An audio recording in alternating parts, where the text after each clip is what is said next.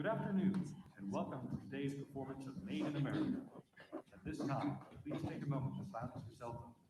Also, please do not send or receive text messages during the show, as it can be distractions from those around you. Thank you for being with us this afternoon.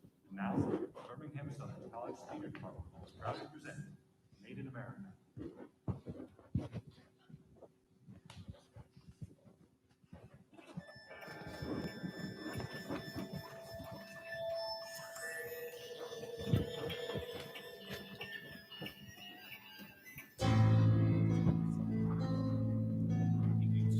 Deeply divided moment playing out in American history as we come on the air. President Trump has just been impeached on both Article 1 abuse.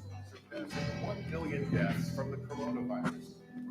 Virus that we're talking about having, a lot of people think that goes away in April in the heat. This is truly an unprecedented situation. This virus doesn't discriminate. It attacks everyone. We want every American to be stand back and stand by. But I'll tell you what, somebody's going to be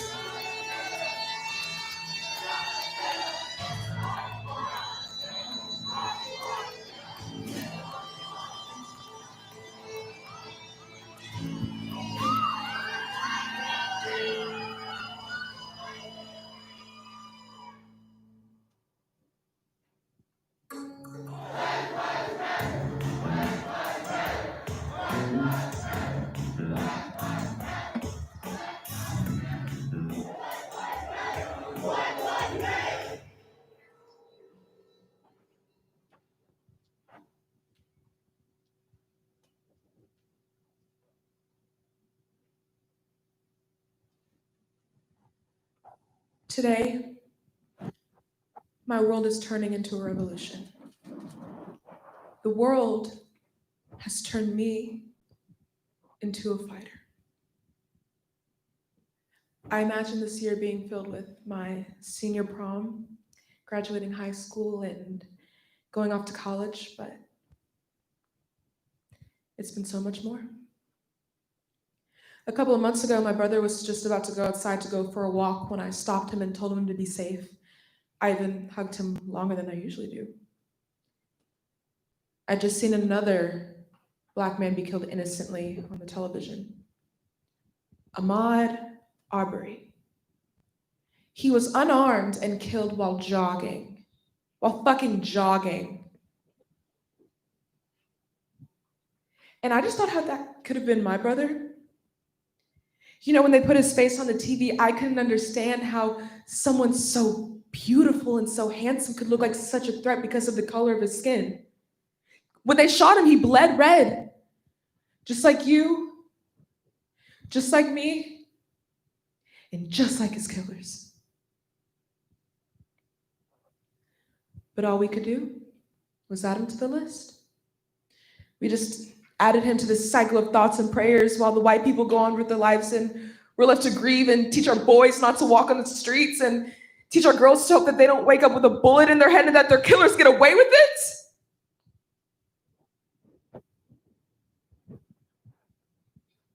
This cycle, it is deafening. It is a weight on our bodies that we cannot hold on to anymore.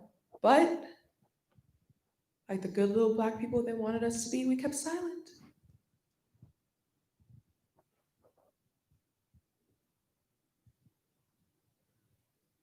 Then we heard about George Floyd. You know, I can't even get myself to watch the video. They kept their knee on his neck for 8 minutes. You can hear him say, "I can't breathe." And as he was laying there dying, he was calling out for his mother who was already in heaven. And I believe that he could see her as his life was being taken away from him. "I can't breathe" is what he repeated. I can't breathe. We can't breathe.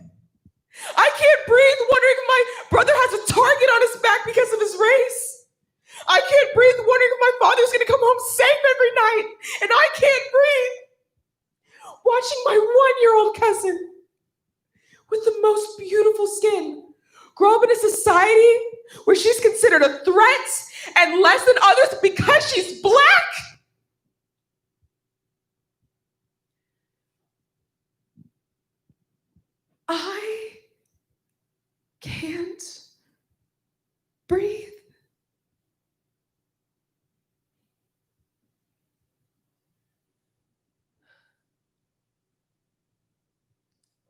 So just like in the cycle, they expected us to be silent.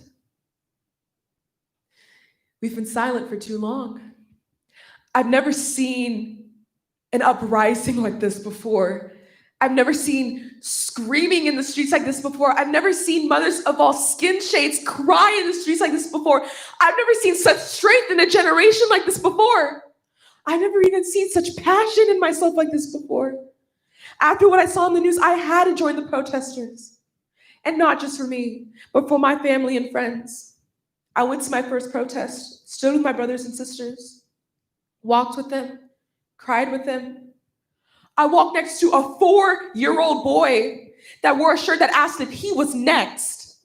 And they still wanted us to be silent? How can we be silent when we're not being listened to? Liberty and justice for all, that's bullshit!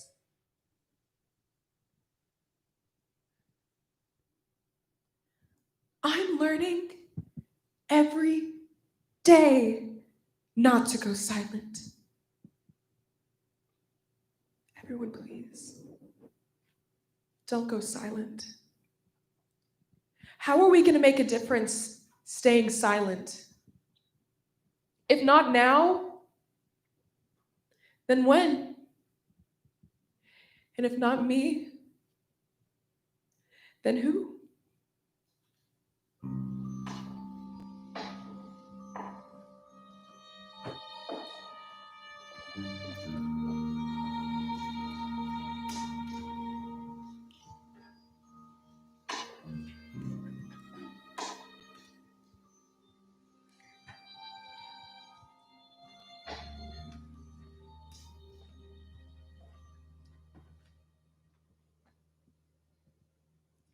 When the campus shut down in March, I had no clue what would happen.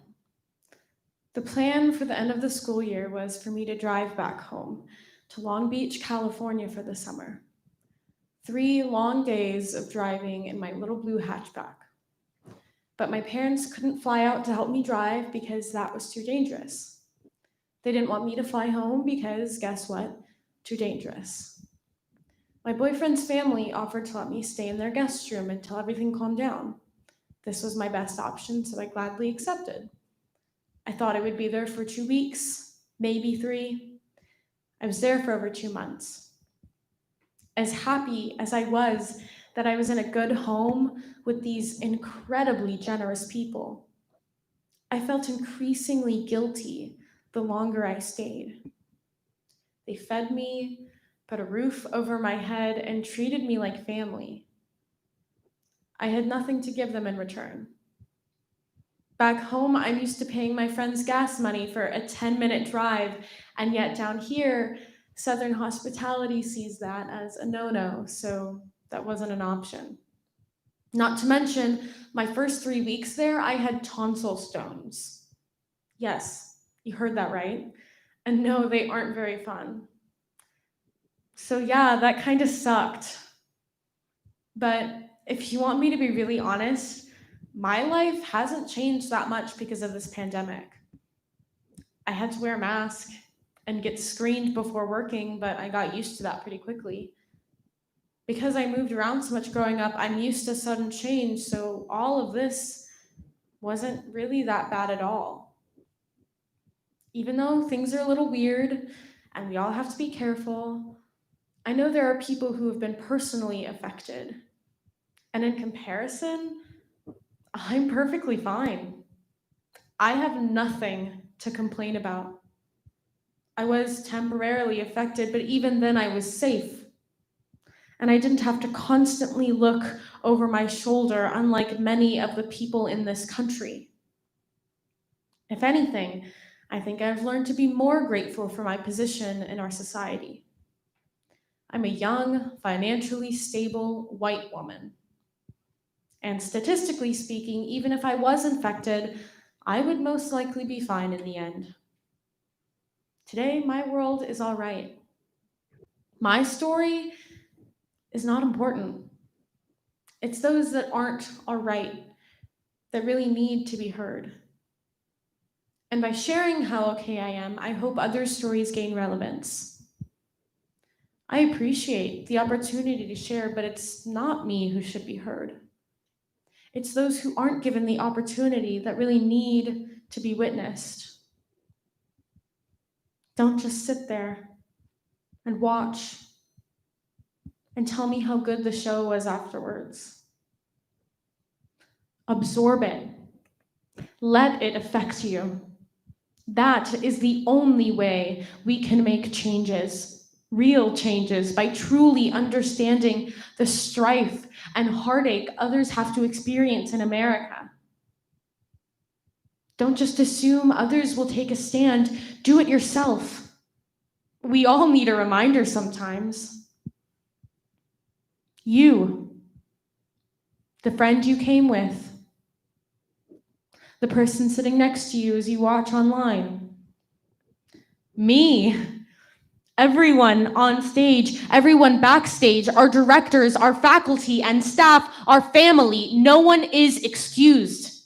We cannot achieve the world as it should be if we don't take personal responsibility. Be the change you wish to see in the world.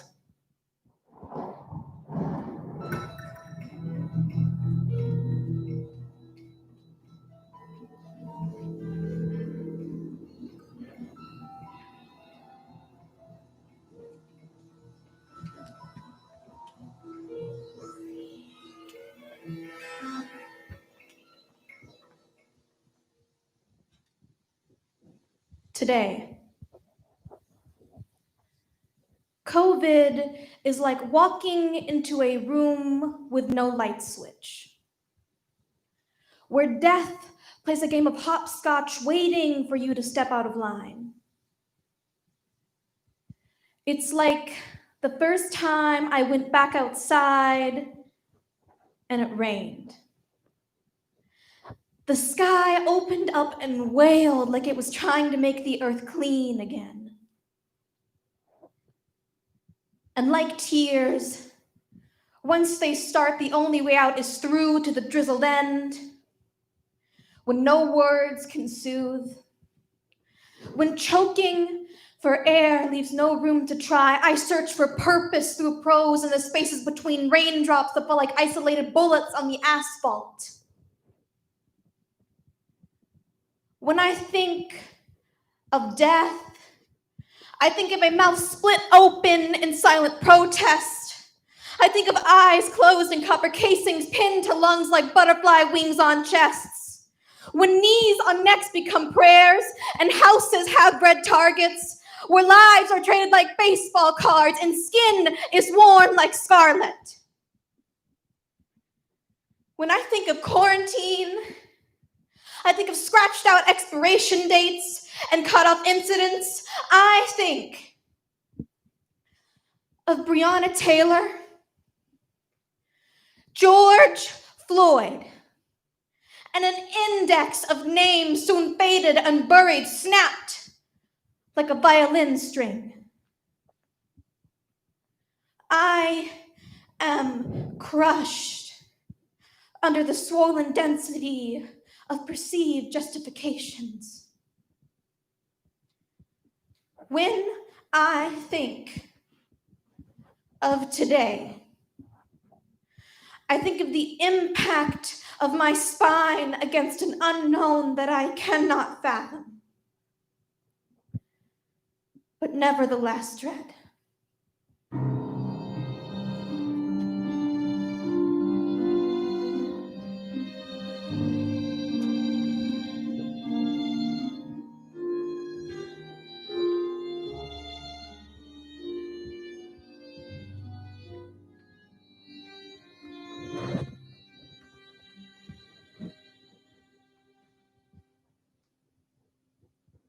Today,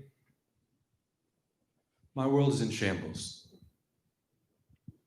My world is dark and cold. On the day I got the email that, effective immediately, all on-campus operations will be shutting down and classes will be moving online, I felt like I was being evicted from my home. You know, my father's a professor here. I've been coming to this campus for so many years, I like to joke that by this December, I'll be graduating as an 18-and-a-half-year senior. Took me long enough, didn't it? Not to mention the fact that I'm just old. I mean, I'm 27 now and still a student. Shit. I have regrets. I regret leaving BSc having never gone into Alpha Psi Omega. I regret not being a teacher's assistant. I regret not making as close friends as I could have. You know, I'm so damn introverted that even talking to another person is nearly unbelievably difficult. When we lit this ghost light for the last time in the spring, I was overcome with a deep sadness that I knew there was only one relief from. Returning to this stage, to this room, to these catwalks. Instead, I watched every day pass by, hiding in my apartment from a world that was suddenly literally vying to kill me faster than the cancer on my spine ever could. I watched as people wandered around, blatantly ignoring any sensible request to wear a mask, to protect themselves and to protect me. I watched as the world exploded when George Floyd was brutally murdered in broad daylight by a roid-raging pig in a costume. Black Lives Matter and no justice, no peace rang in my ears as I broke my personal quarantine limits to stand in Kelly Ingram Park in downtown Birmingham as hundreds of us chanted these words at the top of our lungs. I watched in sheer pride mixed with abject horror as cities all over the world erupted like Vesuvius. Black Lives Matter. All cops are bastards. You can't control my body. Freedom. No justice, no peace. I have a dream. You can't tell me to wear a mask. I don't want to die. I can't breathe. I feared for my life. Stop resisting. Calm down. I'm sorry. I'm sorry.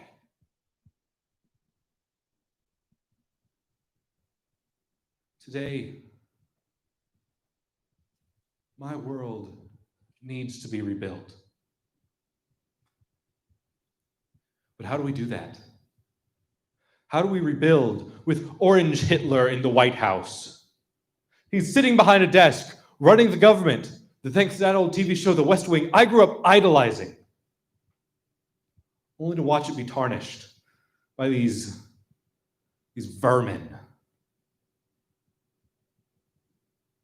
How do we rebuild when even my 20s and 30s generation are still looked at like we're children and told that all the world's problems are entirely our fault? Is this world doomed? If it's our fault, is it our job to fix it? Can we have our turn running things now?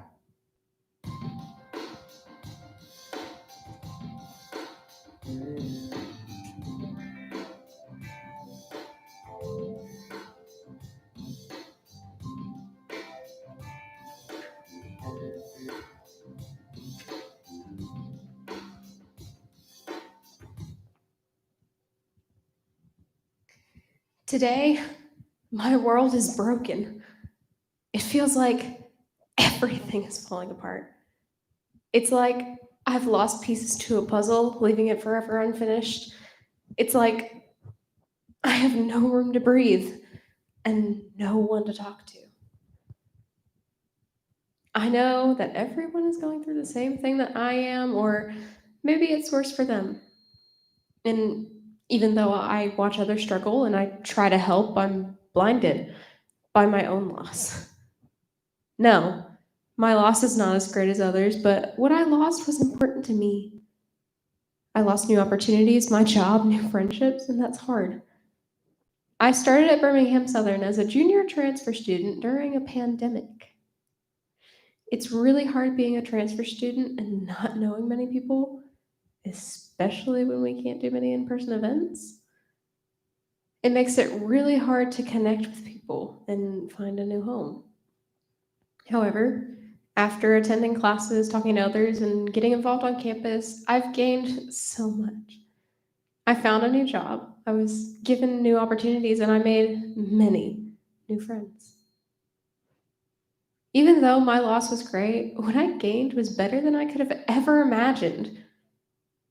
I've now become part of a community, and I'm so grateful for the support I've received. I was scared of the uncertainty and the thought of never getting back to where I was before. And then I realized I don't need to go back because I found a new energy to move forward and leave the past in the past.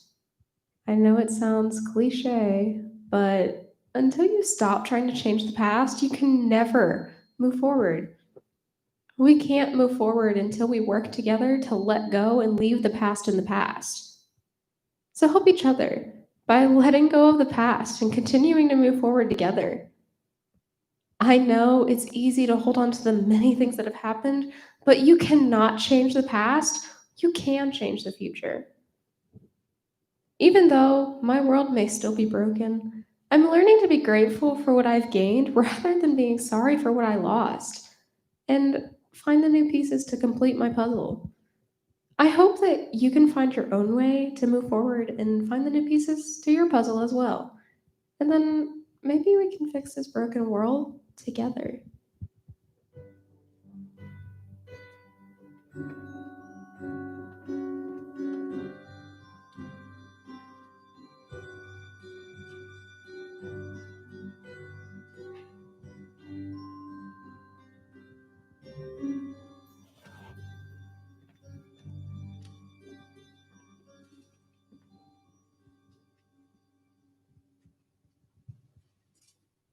Today, I want to run away to somewhere, anywhere that touch and feel are not deadly. I need a space where I can spread my wings and some high place to test my limits from. I need constant creativity. I want people. I want us to speak the language of music, theater, beauty, and peace together. I want to talk like a basic acting class, character, identity, and form, to move in another's shoes and reflect back to the world what it so desperately needs to recognize: joint humanity. I want to play loudly and quietly, to help others take up space, more space, to the back corners of the room. But the danger, but disparity, but money. I am stuck between this need as crucial as oxygen in our circumstances. But where else can I go? For now, and as of late, creativity seems finished. The curtains are closed, the ghost light is set. We hold our breath in a collective prayer to the universe, asking for an answer to our most basic and desperate question. Yes. And all we have is memory, longing. For some of us gathered here, we have shown together on the stage through a clock's tick-tick, histories throughout time and a 30-90. Our meeting place, the green room, may be empty, but our love for one another and our craft goes out more than 7 ways as the stage's children take their final bows and enter into a scary and uncertain world. But we are not empty-handed. We have our dreams, we have our passions, we have our talents.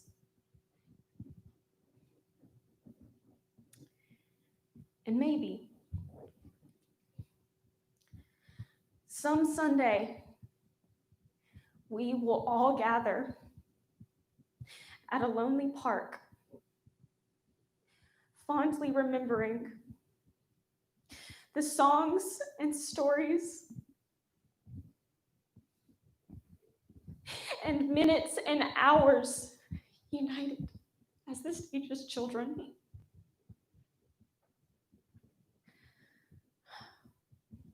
My friends, time is in our hands. Time is in our eyes. Always remember, the world is watching, waiting. I acknowledge today our world is frightening, painful, uncertain, vulnerable. And yet, despite of everything, I still choose to believe that the light is always on and that people are good at heart. What do you choose?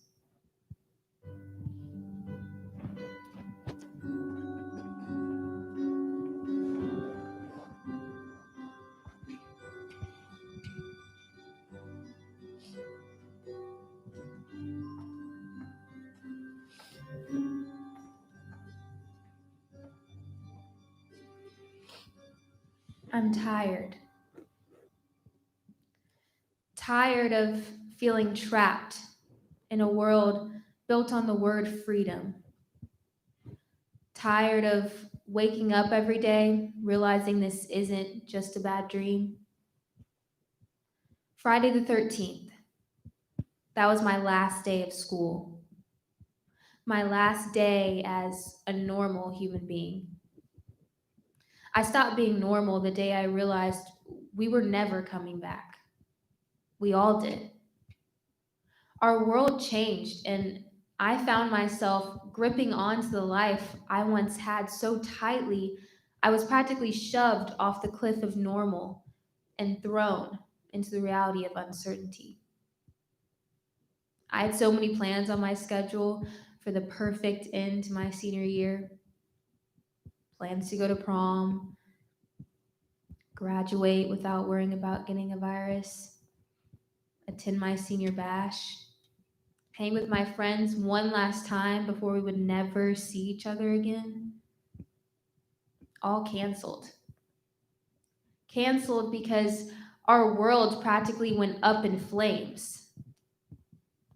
Fear ruled my life constantly and consistently.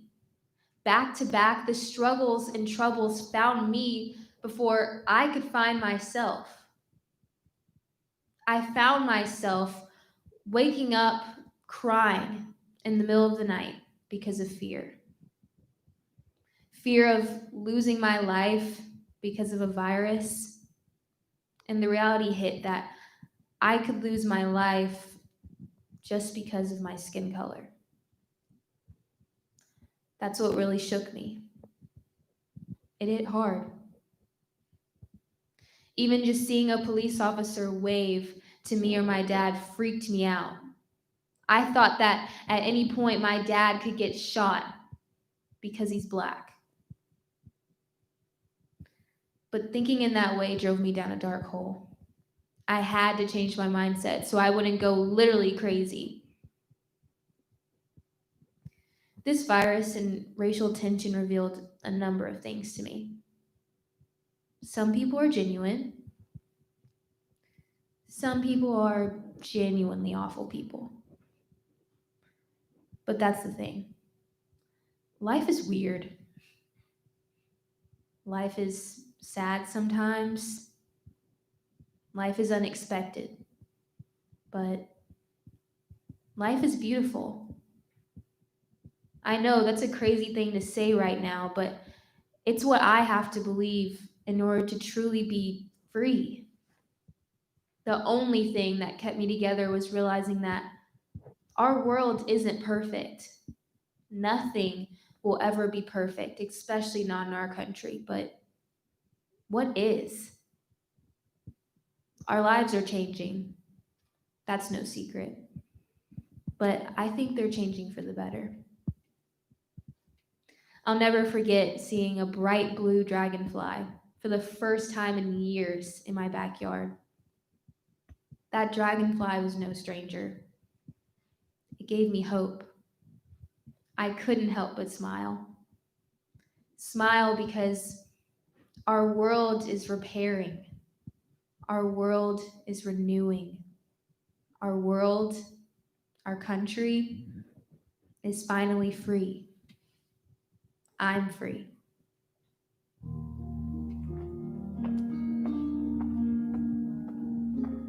We all want to help one another. Human beings are like that. We want to live by each other's happiness, not by each other's misery. We don't want to hate and despise one another. In this world, there's room for everyone. Good earth is rich and can provide for everyone. The way of life can be free and beautiful. For those who can hear me, I say, do not despair.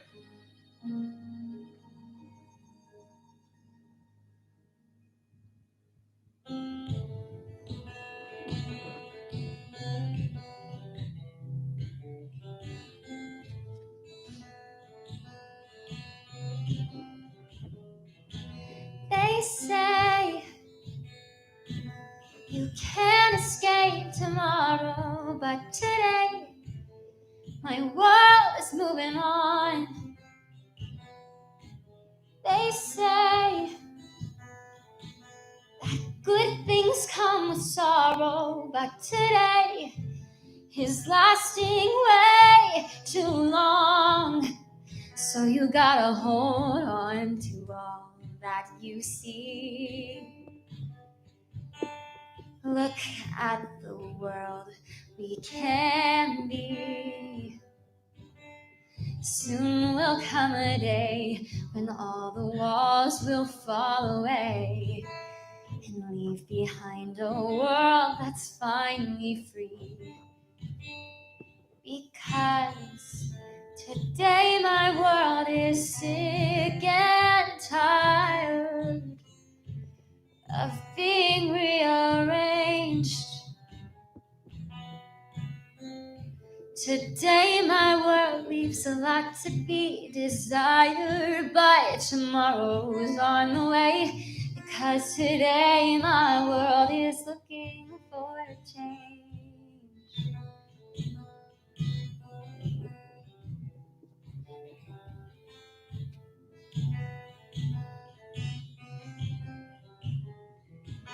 Today my world knows how to stay 6 feet away to keep from going 6 feet under. Today, my world knows just what to say. So listen what you're missing when you look the other way. Sometimes they won't understand. Progress isn't always in demand. Keep your voices loud. Don't let them stop you now. How's about we talk the task at hand with mask in hand? Because today my world is sick and tired of being rearranged. Today my world leaves a lot to be desired, but tomorrow's on the way. Because today my world is looking for a change. Looking for a change. Looking for a change. Looking for a change. Looking for yesterday is gone. Because today my world is on the way to change. Because today my world is sick and tired of being rearranged. Today my world leaves a lot to be desired, but tomorrow's on the way. Because today my world is looking for tomorrow's on the way. Because today my world is looking for tomorrow's on the way. Because today my world is looking for change.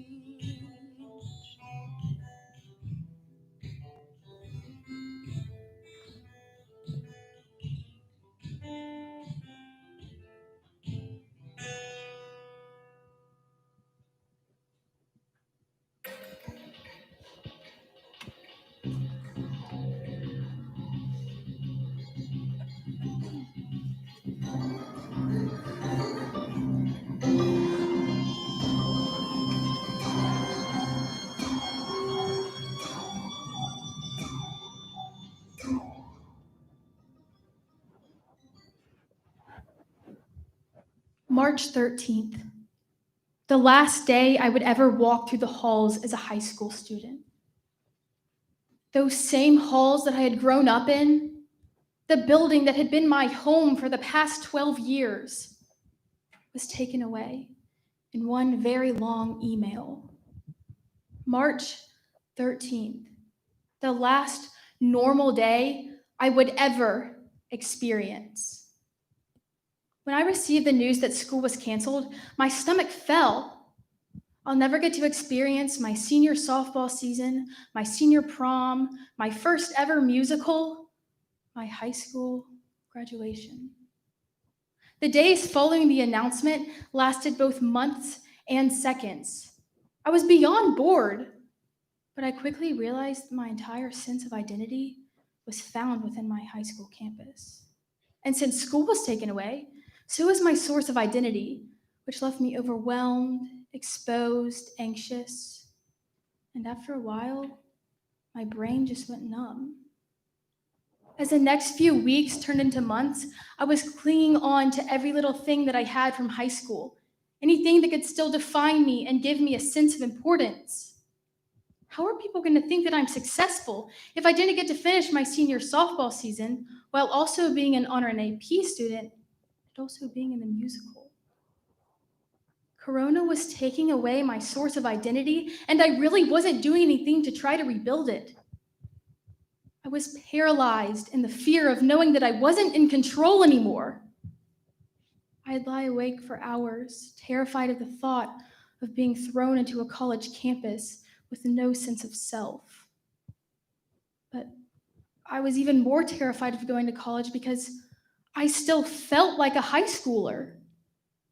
I felt cheated of a so-called normal life and exposed to the scary unknowns of college.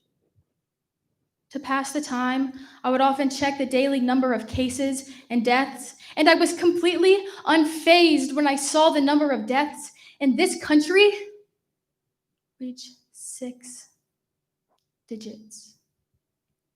This emotionless reaction is what will truly haunt me.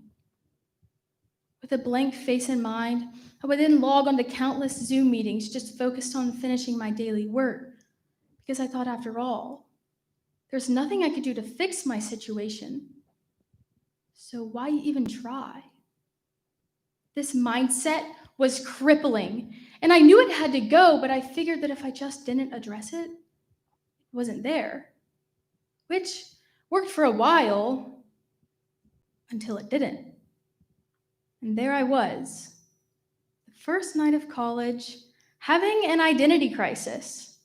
And even then I tried to ignore it by watching the movie Clueless, which, by the way, is not a good coping mechanism. But I was tired of living life as a shell of a person. I decided that, no, I might not be able to cure the coronavirus, unfortunately, but I could change the way that I looked at it. I was determined to not let other things define my importance. I have importance because I am alive. I have importance because I am a human being, which is a mindset that I, as well as our country, could greatly benefit from. So here I am, I've conquered my first half of my first semester of college. I've made friends. I've slowly rebuilt my source of identity. I've made decent grades. And I've also done an ungodly amount of Zoom icebreakers, which in my opinion are a form of cruel and unusual punishment.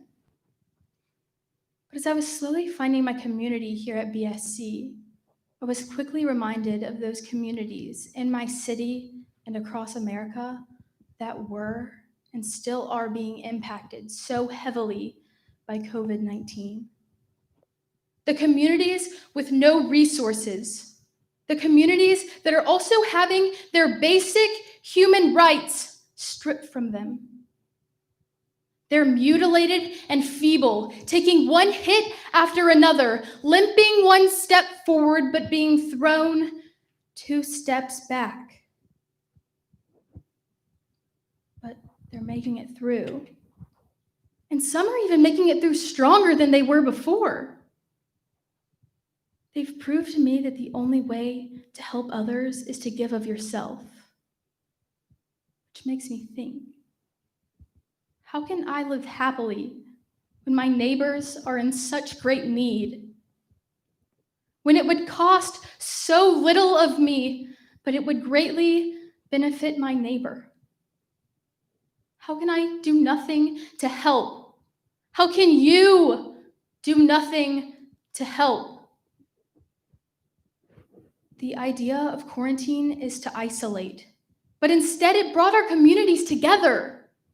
I thought I had nothing to offer, but my community showed me otherwise. I learned that even when I think I have nothing to give, I can love, I can listen, and I can learn. Although we are witnessing unprecedented times, we're also witnessing unprecedented acts of generosity, of service, and of sacrifice.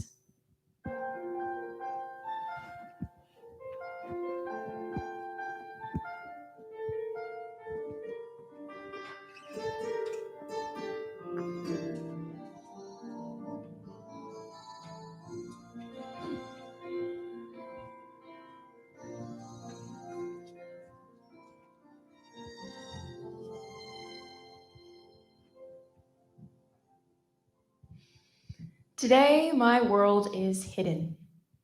Isolation is weird like that. Over the summer, I spent every day locked away in my childhood bedroom with the blackout curtains, sitting at my desk, pretending like the bright blue walls I picked out when I was 9 and the artificial light from my desktop monitors were enough to replace blue sky as I lurked in the dark corners of my room. Now, that's not to say I've ever been much of an outdoor person. Frankly, when isolation began, and for some reason we all thought it would only last 3 weeks, I did celebrate a bit to myself that I wouldn't be forced to spend time outside any longer. To say the very least, I regret that now. My bad. My parents only saw me for 2 hours a day, maybe, on the off chance that I left my room for dinner. My friends and my partner only occasionally saw me through a screen if I was brave enough to go on video. After all, why would I want to? If I went on video, they could see the way that I let myself go. I didn't want them to see how I couldn't see my bedroom floor anymore. I had to play an elaborate game of hopscotch just to sit down at my desk or go to sleep. I didn't want them to see how sometimes I would go days without showering, barely changing my clothes because I couldn't find the energy to do it. I've struggled with depression before, but it's been years since it was this bad. It's been years since I felt like I was forced to retreat into the foggy, shadowed corners of my brain, curl up and never come out. There was an upside to being hidden that appealed to the other dark corners of my brain, to the control freak and the anxious wreck. I can choose exactly what is hidden and what is not. I control exactly what others get to know. I can clear out the 2 feet behind my desk to make my room look clean. I can keep my balance even when getting up from my chair. I can shower 2 hours before a Zoom call and pretend that it's part of a daily routine. I can brighten up for dinner, and I can always turn off the video to pretend I'm engaged when I'm 2 minutes away from passing out from exhaustion. Sleeping was never my priority when I had work to do. I thought I liked that at first, because I've never been one to read a room and interact well with others in person on the fly. I misjudge and misstep and make enemies accidentally far more than I make friends.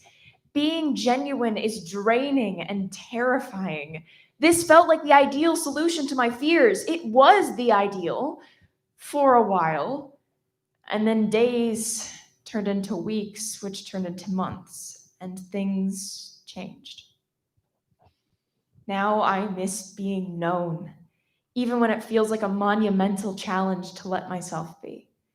I miss feeling like I have the spirit enough to tell people what's on my mind when I'm not on the verge of completely crumbling. I want someone to know I'm not okay. I miss talking without thinking, even when it gets me in trouble. I miss being able to look someone in the eyes and feel like they understand what's going on in my head, even when I don't understand it myself. But I'm still hidden, though, aren't I? Even though I talk to my friends more and I do leave the house for class, there's still so much that I feel like I have to hide. Though, now that I live in a dorm, it is a little harder to cover on the camera how I am playing record amounts of messy room hopscotch.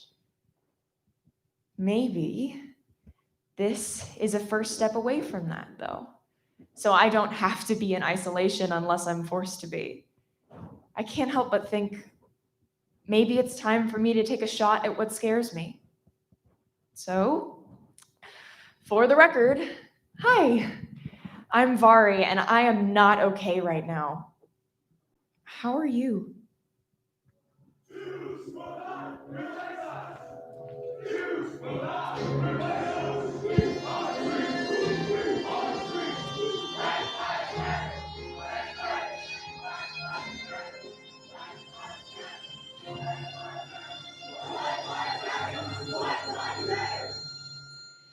Today, my world is loud, literally.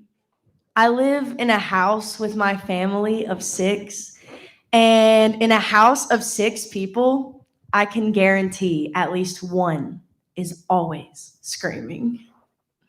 To drown out the noise, my dad turns the news up louder. This type of loud is different. It's scarier. The screen fills with death and destruction and hate.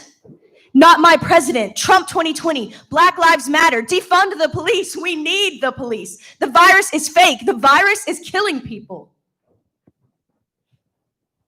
There's no possible way they can hear each other over their own screaming. I can feel myself sinking into darkness, so I decide to check my email. The news fades into the background as I scroll, and just as I feel accomplished, another noise starts.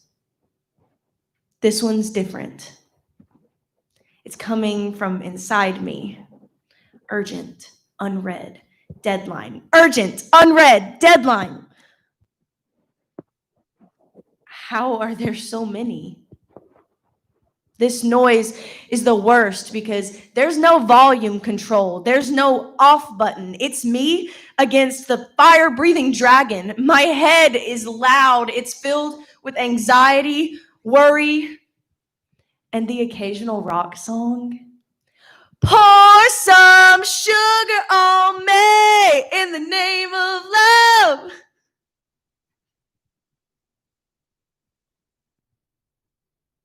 My anxiety spreads like this horrible disease. Am I doing enough? I wore my mask, but I still went to the grocery store. Are my struggles valid? I'm a middle-class white female. How can I help? I'm just a kid. Wait, I meant adult. Trapped in a house with 6 people. Sometimes the noise is deafening. It was deafening when I was trapped in my room, sick with COVID for 10 days. I swear the walls were talking. The noise was piercing as I sat up front in a family pew at a funeral service for someone who was very close to me. His extraordinary life cut short by this fake virus. The silence screamed in that church as I stared at the American flag draped over his coffin. That day, I almost lost my hearing. The noise in my life has yet to soften, but I've noticed something. Other people can hear it too. I'm not alone. Everyone here is front row at a freaking Def Leppard rock concert with no earplugs. It's loud, all right. But if I've learned anything lately, it's that change is loud. I'm hugging my family more. I'm checking on my friends. I'm praying for the sick. I'm educating myself. I'm smiling under my mask like the whole world can see me.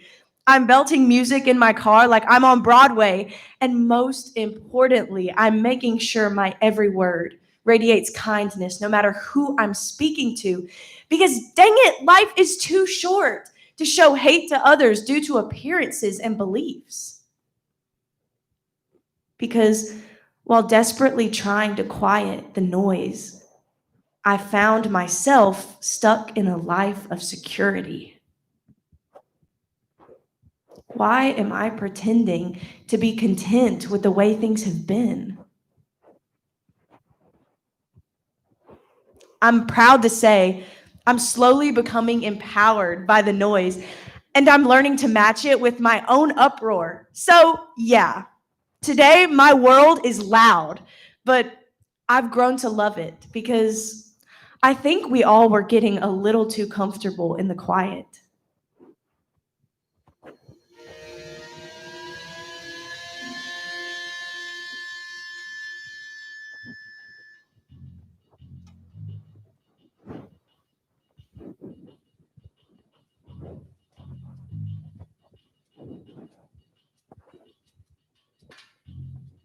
Today, my world is inexplicable. How do I put into words my awe and frank disgust at my country, my home? How do I come to terms with what I've seen? The months following the selfless, doctors and nurses put into heroes' capes and martyrs' robes. The days and hours spent scoffing at those who would put their needs over the needs of the ailing. How many more thoughts and prayers are needed to bring back loved ones, make families whole again? How do you process and explain the inexplicable? What do you want me to say? Today, my world is muddied. How do I, as a Black woman, process the outrage others are facing now in this country? Should I feel thankful that they finally see my plight? Should I feel outraged that once again Black voices must rise like so many more before us? How can anyone come to terms with being left without guidance, without leadership, in a time so divisive and decisive as this? How do I put into words how this country has changed in just a few short months, and how that has irrevocably changed me? What do you want me to say? My questions have no answers that I can see. They hang around my head. My questions are the first thing I see in the morning and the last thoughts I have before I go to bed. I have no answers. Can you blame me? What do you want me to say?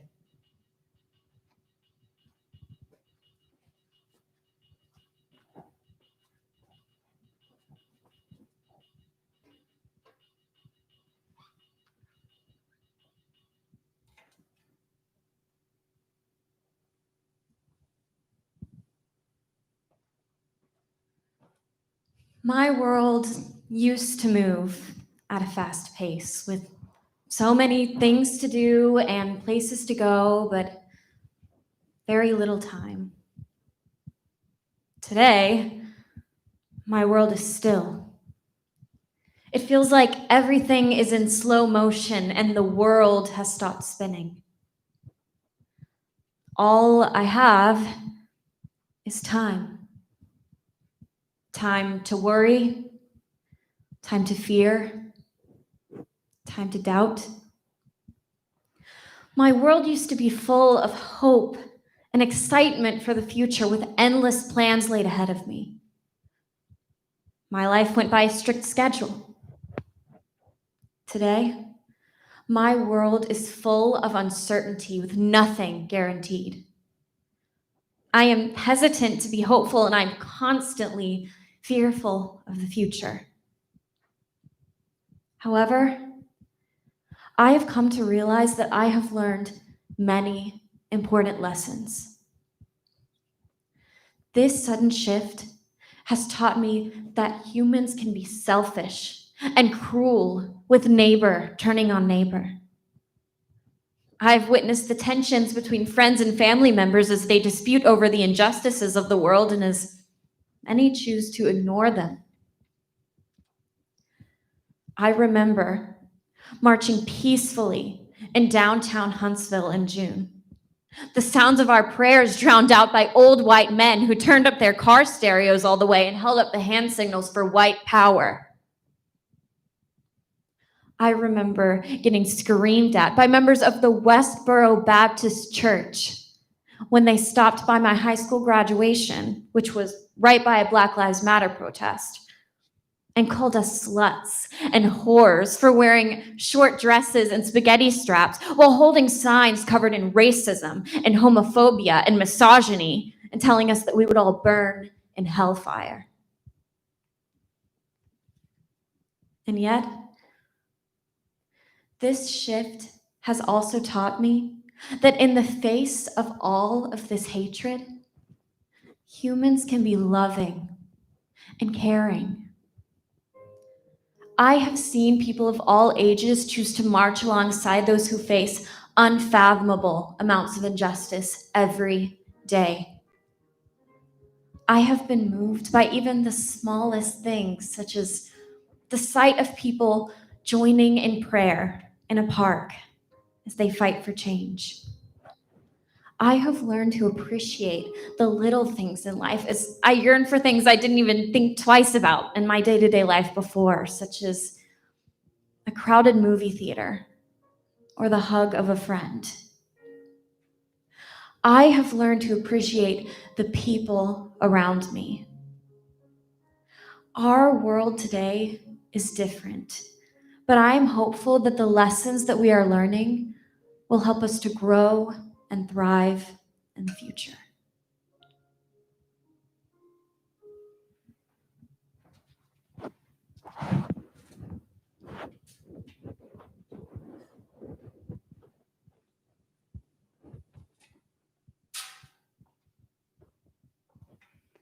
How are you guys doing today? Yeah, how are y'all hanging in? Me too. So before I get into my little shindig, we're gonna do some nice, calming breathing exercises, okay? Great. All right, so we're just gonna breathe in, and we're gonna breathe out. Ah! Great, we're gonna do it one more time. Okay, so breathe in. Everyone, just let it all out. Ah!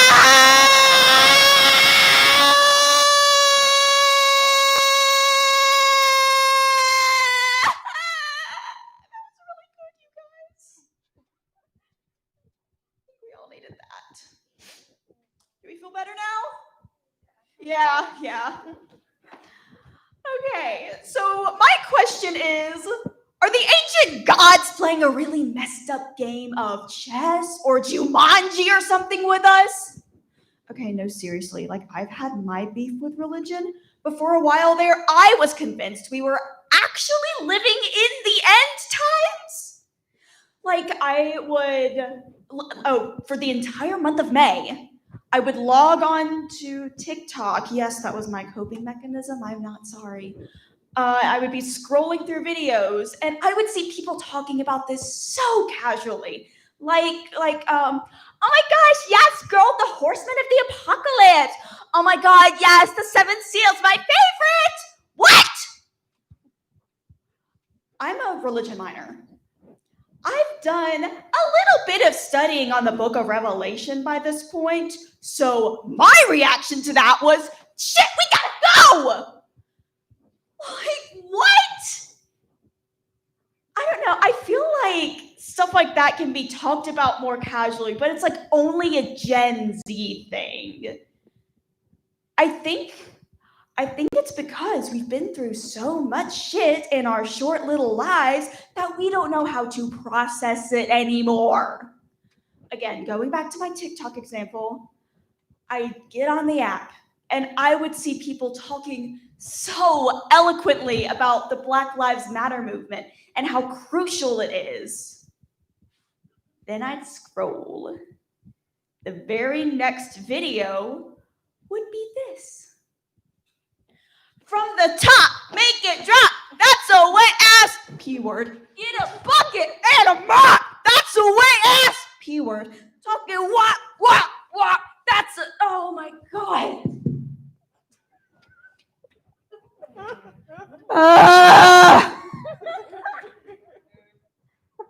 Yeah, mood, am I right?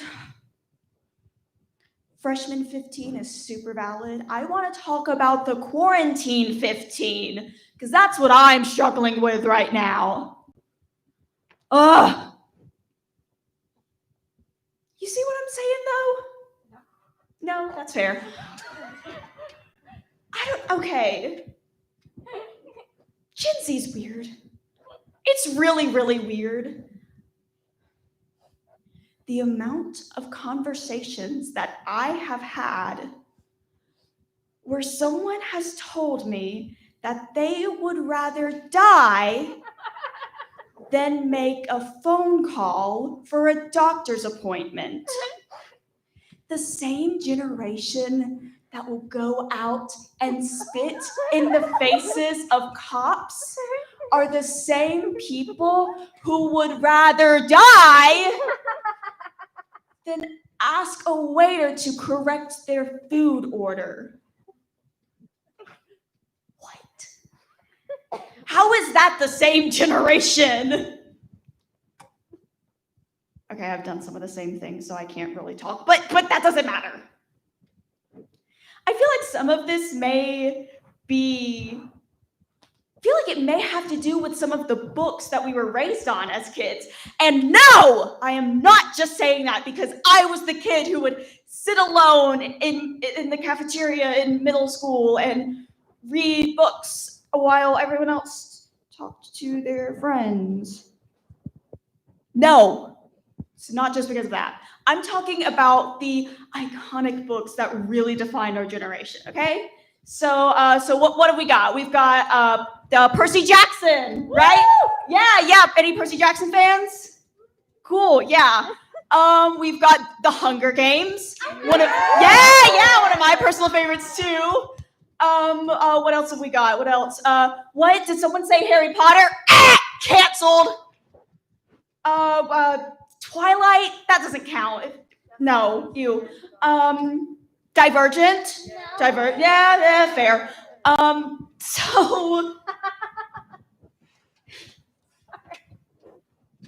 So you are gonna make us read all of these books with young, powerful protagonists, and then you're gonna have the audacity to be shocked when we rise up against our fascist country? Are you kidding me? Gen Z may be mentally ill. We really are. But we are feral, and we are coming for you. So here's to 2020 finally coming to a close soon. Thank God. So remember to exercise your right to vote. And for the love of God, just settle for Biden!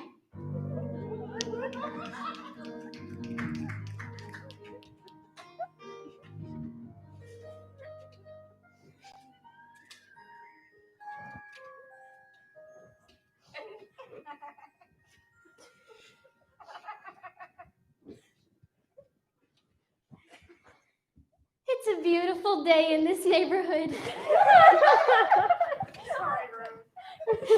And it's a beautiful day for a neighbor. As a child, I grew up watching Mr. Rogers' Neighborhood. It was nice and his voice was calming. And he did help me as a child. And as silly as it seems, I need Mr. Rogers now more than before.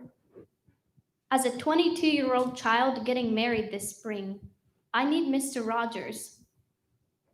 We need someone like him to remind us how to process our emotions, how to love ourselves, and how to love each other. He reminds us that when we see scary things in the news, we look for the helpers. And while I didn't turn to the news to find helpers, I did look for helpers right where I was, in my own home. Several months ago, I got cooped up in my house with my mom, dad, and 93-year-old grandma. Since my grandma was at high risk for coronavirus, no one else was able to come over to the house to help take care of her. All of the care for my grandma was put on my mother and me.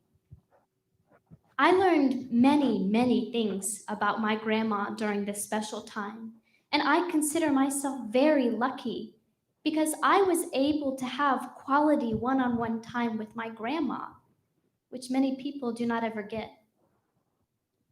So to anyone who lost a grandparent when they were young or lived too far to visit them often, I invite you to share in the little bits that I learned from my grandma and from watching Mr. Rogers. I learned that my grandma won over my grandfather by telling him what she didn't like about him in one of the first times they met. I learned that to entertain herself when she's bored, she writes little poems in her head. I even learned that she still uses manners when requesting a song from Amazon Alexa. She said please and thank you every time.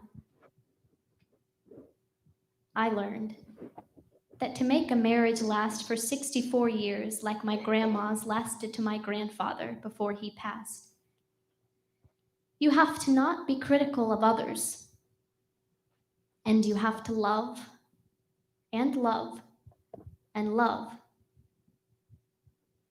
A few times, my grandma told me that she hoped to get coronavirus. I said, "No, Grandma, we don't want that to happen." She just replied, "I just want to be with my husband again." I learned that love knows no boundaries, even beyond the grave. Mr. Rogers has been dead for many years, and yet people still watch his shows and learn from him. A few weeks into quarantine, my grandmother developed a blood clot, and this left her bedridden. I spent my time changing her, feeding her, and brushing her hair. And I learned many things about my grandma during this time. But what I learned about myself was that serving others did much more for me than doing something for myself. My grandma was the helper I had looked for. She was the helper who had helped me just by being my grandma. Caring for her did more for me than a self-care day. Quarantine gave me the opportunity to spend time soaking up lessons from my grandma. And after this experience, I wanted to come out loving every single person more than I thought I could. I wanted to challenge myself to love more deeply, to love more fiercely, and to care gently for anyone with whom I crossed paths. Because everyone in this world has an incredible story. And I realized that what I had learned from watching Mr. Rogers' Neighborhood and from my very own grandma was simple. So I'm challenging myself to go out into the world renewed again and to love and love and love. No one in this world is undeserving of love. It's you I like, every part of you, your skin, your eyes, your feelings, whether old or new. I hope that you'll remember, even when you're feeling blue, that it's you I like, it's you yourself, it's you.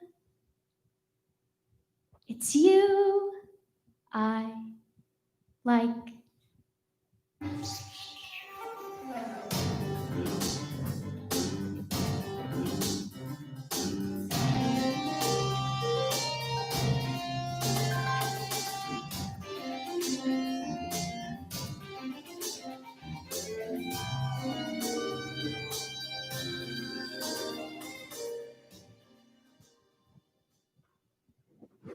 Today, my world is a hoax.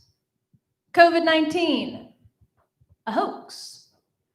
Black Lives Matter, a hoax. Love is a hoax. The luxury tax on my period, that's definitely a hoax. Climate change, the OG hoax. Never mind the 1,524,504 people dead, which, by the way, is over 30,000 people who have died from COVID-19 since opening night on Thursday. But never mind that. Never mind the nationwide protests, the people who can't breathe, the rainbows, the happy couples, the $5.2 million that Alabama makes off taxing my oh-so-luxurious period. The rising seas and temperatures, global food disparity, the world is dying. But you couldn't care less. So focused on your right to own a gun, your right to say whatever the hell you want, your right to label them versus us. But what about their right to life? To a life where they aren't suspicious because they're Black, aren't hellbound because they're gay, aren't asking for it because they're women, aren't caged because they're immigrants. Life, liberty, and the pursuit of happiness only belong to the elite. Ask anybody else, it's just a hoax. Today, my world is truth. All lives don't matter. Not yet. Not here. Women are sexual objects when they're asking for it. Periods are a luxury. They, them don't count. How we live doesn't affect the earth. These are truths that we are faced with every day. They aren't good, and they aren't right, but they are true. And if you can't see that, then you're not affected. You're infected with pride, hate, racism, sexism. These are truths in America, and they should not exist. Today, my world is in limbo. We're waiting for change. We're hoping for change. And we're even fearing the wrong change. But you know, for the first time in my life, people stood still. And in that moment, the earth began to breathe. People saw blue skies, clear water, a safer environment for the first time. And for the first time in my life, people actually listened to each other. And from that void, Black voices were heard. My world has been breaking for a long time, but I think it finally shattered in quarantine. And there's a hell of a lot of pieces to pick up. And they probably won't fit back together the way that they did, but isn't that a good thing? I mean, isn't it time to rearrange the pieces, create a new world? I mean, this isn't the same world that our parents grew up in. Shit, it isn't even the same world that we all knew 9 months ago. This world feels so different from the rest. Because I think that she's trying so much harder than any world before her ever has. And I will try with her to be better, to be braver, because today I still believe that my world is still worth saving. I mean, is it worth it to you?